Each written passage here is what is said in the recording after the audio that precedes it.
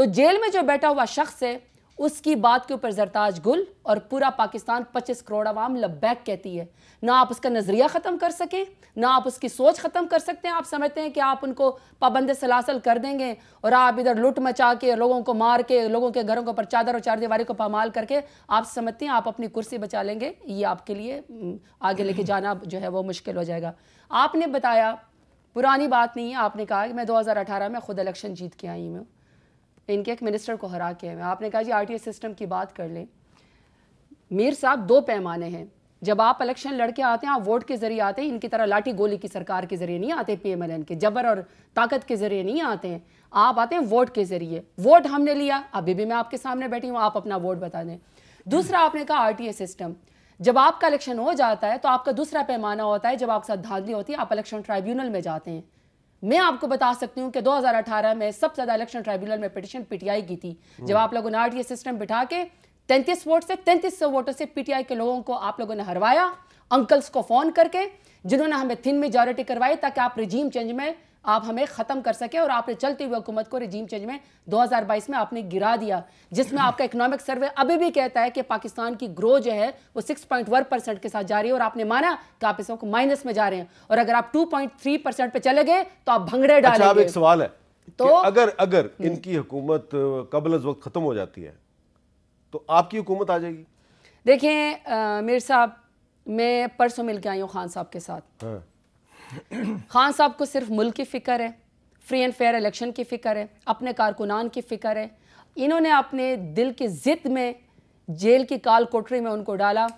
बुशरा बीबी साहिबा के ऊपर इद्दत केस ख़त्म हुआ, ये मुझे बताया कि उन्होंने दहशतगर्दी की उसमें उनको काल कोठरी में क्यों डाला हुआ है, उनको नॉर्मल जेल में क्यों नहीं रखते? उनको तो अब सज़ा भी नहीं है, उनको तो बाहर आ जाना चाहिए, उनको बाहर क्यों नहीं आने देते? खान साहब है, खान साहब के आप बेटों से भी बात करने नहीं देते, ये तारीख़ याद रखेगी। तो ये जो आप ये कहते हैं कि खान साहब की बात सुन के वैसे वो हो जाता है, आपको गुस्सा आ जाता है। नहीं मतलब देखिए, एक सच्चा लीडर है, खरा लीडर है, जिसने हाईएस्ट वोट लिया 8 फरवरी को, आपने उसको जेल की काल कोठरी में बिठा दिया। आप समझते हैं कि आप उसका नजरिया खत्म कर देंगे? अच्छा, आप समझते हैं कि आप उसकी सोच खत्म कर देंगे? जो आपने बात की कि उनको उनके बेटों से बात नहीं करने दी जाती, ये ज्यादती नहीं है? हमें नहीं मिलने दिया जाता। मीर साहब, मैं अपने जेल ट्रायल में मिली हूं, मेरा जेल ट्रायल है, और आपके इत्तलाकी लफ्ज़ इन्होंने कहा ना कि इंडिविजुअली अगर किसी के साथ हुआ हो, मैंने आपसे कहा था ना कि मेरे ऊपर 43 FIR है। कल की तारीख में डेरा गाजी खान में मेरे ऊपर 44वीं एक और FIR डाल दी पिछली डेट के अंदर। खान साहब के बेटों की से बातचीत के हवाले से, मुलाकात के हवाले से मैं आपको एक ब्रेकिंग न्यूज़ दूंगा आपके प्रोग्राम में, लेकिन 3-4 बातें जल्दी जल्दी मैं कर लूँ, क्योंकि वो खबर ऐसी है कि फिर बाकी सारी मेरी बातें जो हैं वो ख़त्म हो जाएंगी या उनकी वज़न कम हो जाएगा।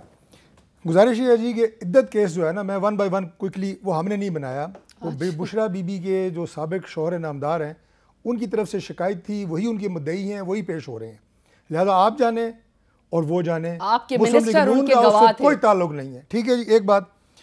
दूसरी बात जी, आपने ये फरमाया जी कि जो 2018 का इलेक्शन और ये वो, मैंने आपसे कहा उस इलेक्शन का आप फोरेंसिक करवाएं, हम इसका फोरेंसिक करवा लेते हैं, बात ख़त्म हो जाएगी।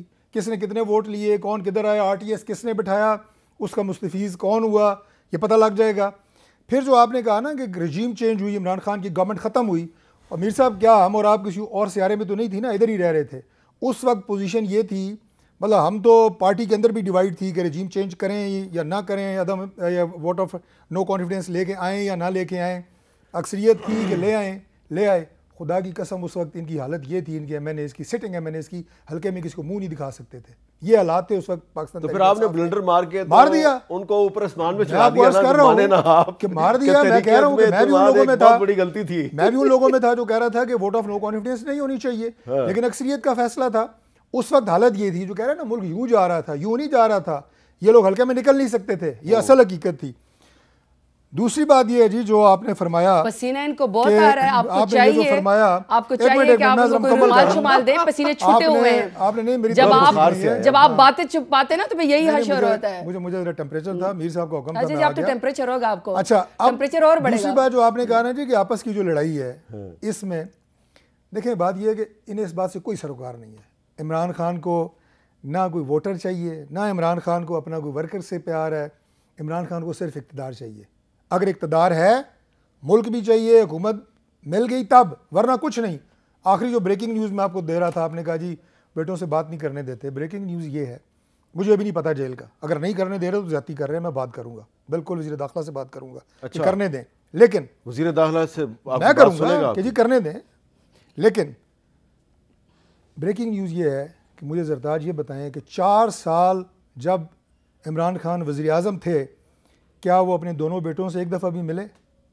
नहीं मिले, मैं दावा कर रहा हूँ। और इसलिए नहीं मिले कि बुशरा बीबी ने मना किया हुआ था। ये तो अब आप बड़ी पर्सनल बात कर रहे हैं। पर्सनल नहीं है, ये हकीकत है। मैं जरा जवाब देना चाहती हूं, जो ये कह रहे हैं ना, ये हकीकत है। जाएं।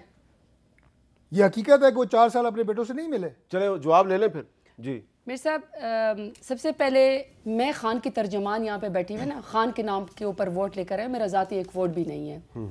आपने मुझे बेंच का निशान दिया था, आपने तो हमारा बल्ले का निशान भी छीन लिया। तो आप बेंच के निशान पे भी जीत गई हैं? जी, मैं बेंच के निशान के ऊपर भी जीत गई हूँ, ठीक है ना।